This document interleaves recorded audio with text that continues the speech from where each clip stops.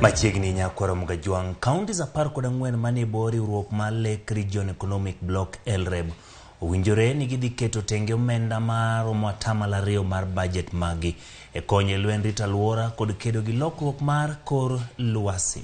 Bende counties go owinjore wi yore mag bero sekta mar sukari kod jiwo sekta mar pith rech kod lupo. Jafamo marwa ma Migori George Juma miyowa ler e wi romono mar LREB ma osebedo katimore e county ma Migori.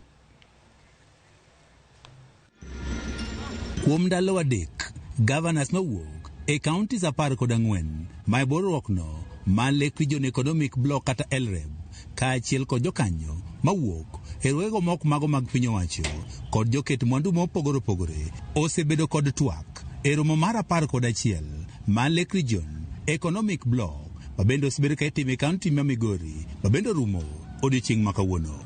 Twak ne obedo e weche mopogore opogore to ahinya kaka inyalo ti makare kod mwandu mayudore e nam lolwe kedo kod lokruok mar kor lwasi kaachiel kod bero sekta no mar niang'. It's unfortunate for those of us who come from the lake here that even our own fishermen cannot afford fish. If you take ngege, if it is an average ngege is around 400 to 500 shillings.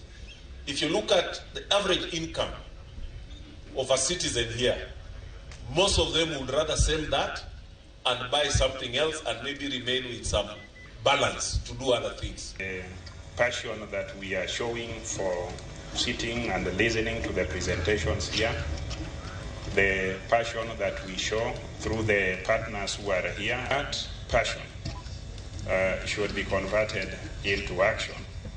E giko mar romoni, governors ochopo e winjruok ma opogore opogore ma oting'o keto kuondego mag tim nonro e wechego mag niang' kaachiel kod tiyo kod piny owacho mamalo mar neno ni sekta ni mar niang' koro bedo kod chike makare. Establish an independent sugar industry research station for agronomical research and reinstate the sugar industry levy to support research. 9. Urge government to cede sugar factories to the private sector for efficiency, profitability and sustainability, to rescue the sugar industry from the road. Work with the national government to implement recommendations of the Sugar Task Force report. Counties 14 gi bende winjore ne gidhi keto omenda maromo 2% mar budget maggi mondo koro gichigo e kedo kod lokruok mar kor lwasi. Already all LREB counties have enacted climate change policies and other legislation to support response. We shall set aside 2% of our budgets for climate change activities. Bende counties gi owinjore mar keto gigo madwarore mar bero wechego mag thieth to ahinya e kor gwenge.